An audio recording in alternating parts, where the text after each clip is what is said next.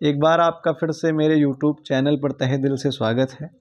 और आज क्लास 12 की बहुत ही इम्पॉर्टेंट क्लास सिंटैक्स की उसको लेके आए हैं। इससे रिलेटेड क्वेश्चन बार बार एग्ज़ाम में हर वर्ष जो है वो पूछे जाते हैं यूपी बोर्ड के एग्ज़ाम्स में। और मैं कुछ शॉर्टकट ट्रिक्स आपके सामने लेकर आया हूँ और इससे रिलेटेड क्वेश्चन लगातार एग्ज़ाम में पूछे जाते हैं। और उस ट्रिक के क्रम में आज पहली जो ट्रिक है वो है, अगर किसी भी वर्ड के लास्ट में अगर हम कहें, अगर उस वर्ड के लास्ट में IOR रहे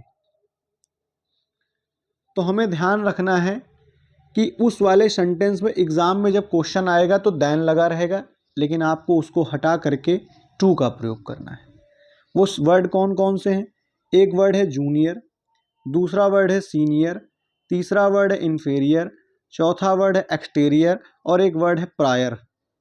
अगर इसके अलावा भी अगर थोड़ा सा और अगर कहीं से बाहर आ गया तो हमने बताया आपके पास कोई वर्ड रहेगा और उस वर्ड के लास्ट में IOR लगा रहेगा, तो आप उस कंडीशन में समझ जाएंगे कि इस वाले सेंटेंस में देन की जगह पे टू लगेगा। हमने पहले पॉइंट बताया इनके साथ टू का यूज़ ना करें, तो पहली चीज़ टू नहीं लगाएंगे।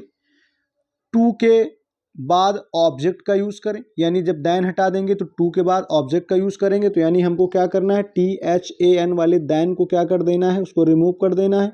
उसकी जगह पे क्या लगाएंगे, टू लगाएंगे। ओके। उसके बाद इनके साथ मोर और मोस्ट का भी यूज़ ना करें, नहीं तो सेंटेंस क्या हो जाएगा, गलत हो जाएगा। तो पहली चीज़ देन नहीं लगेगा, देन की जगह पर टू लगाएंगे और टू के बाद ऑब्जेक्ट आएगा। इसलिए टू के बाद ऑब्जेक्ट आएगा क्योंकि जो टू है वो प्रेपोजिशन है और प्रेपोजिशन के बाद हमेशा ऑब्जेक्ट की ज़रूरत पड़ती है। तो आप ध्यान रखेंगे कि टू लगाने के बाद उसके बाद फिर सेंटेंस में ऑब्जेक्टिव का प्रयोग करेंगे, ऑब्जेक्टिव केस का, यानी ऑब्जेक्ट का यूज़ करेंगे। ओके। पेपर का ये बहुत इंपॉर्टेंट क्वेश्चन है, 2025 में आया था। Rampal is junior than I, 2025 का। हमने वर्ड पकड़ लिया जूनियर, जूनियर देखा यानी देन के बाद देन नहीं रहेगा, देन को हटा देंगे, उसकी जगह पर क्या लाएंगे, टू लाएंगे। और टू क्या है, प्रेपोजिशन, और प्रेपोजिशन के बाद ऑब्जेक्ट की जरूरत होती है, तो आई का क्या हो जाएगा, मी हो जाएगा। आसान हो गया। अगले क्वेश्चन पे आते हैं। अगला क्वेश्चन है he is more senior than I. He को ही लिख लिया, इज को ही, मोर और मोस्ट का प्रयोग नहीं करना, तो हमने कहा ये गलत बात है, एक्स्ट्रा वर्ड है, इसको हटा दिया। सीनियर का सीनियर लिख लिया।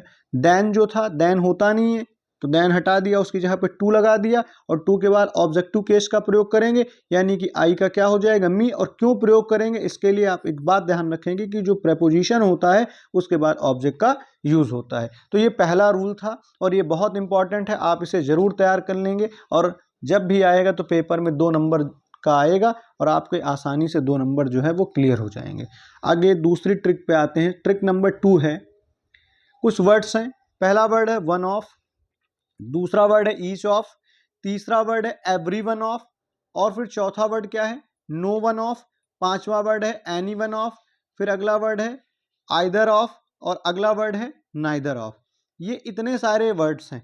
इनके बाद हमेशा प्लूरल ऑब्जेक्ट आएगा, सिंगुलर वर्ब लगाएंगे और सिंगुलर प्रोनाउन का यूज करेंगे। ध्यान रखेंगे, बहुत इंपॉर्टेंट ये ट्रिक है और इस एग्जाम से रिलेटेड बहुत सारे इससे क्वेश्चन आते हैं और आप ध्यान रखेंगे, इन सारे क्वेश्चन को क्रम से जो है वो तैयार कर लेंगे।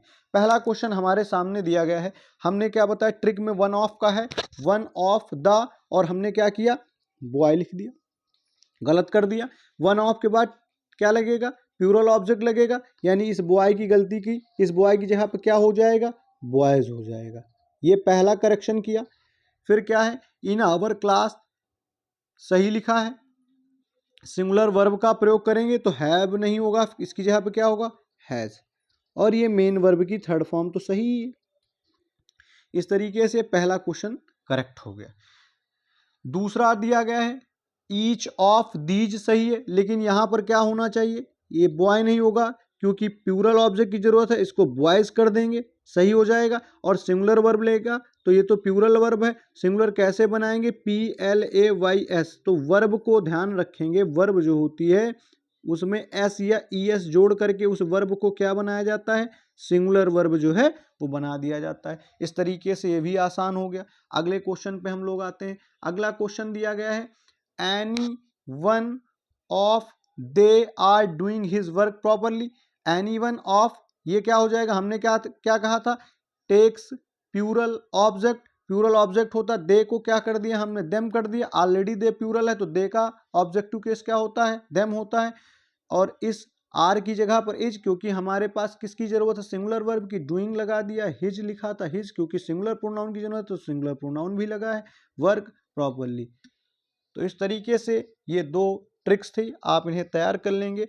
बहुत जल्द आपको अगली क्लास में फिर से मिलते हैं एक नई ट्रिक के साथ।